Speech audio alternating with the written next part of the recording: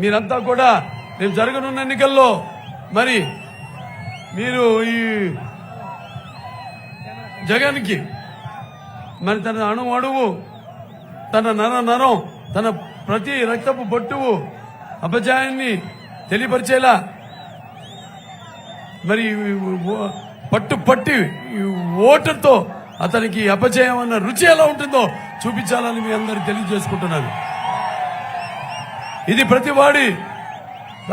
తెలుగువాడి గుండె మంట.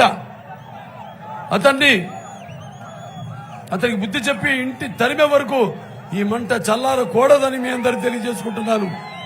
ఇది ప్రతి తెలుగువాడి పౌరుషం.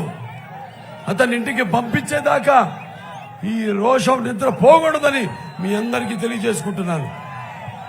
అందుకే గతం మళ్ళీ యువతకంతా గుర్తు చేయాల్సి వచ్చింది. పెడదారిన పడకుండా మీరంతగా యువతరానికి ప్రతినిధులు, నవతరానికి నాయకులు, భావితరానికి భారతదేశపు మహాశక్తి. మనకున్నంత యువశక్తి ఇంకా ఏ ప్రపంచానికి లేదు. కాబట్టి మీరంతా కూడా వాడు చూస్తే దేశం బతుకుతాందంటే యువత వల్ల బతుకుతాంది, రైతు వల్ల బతుకుతాంది.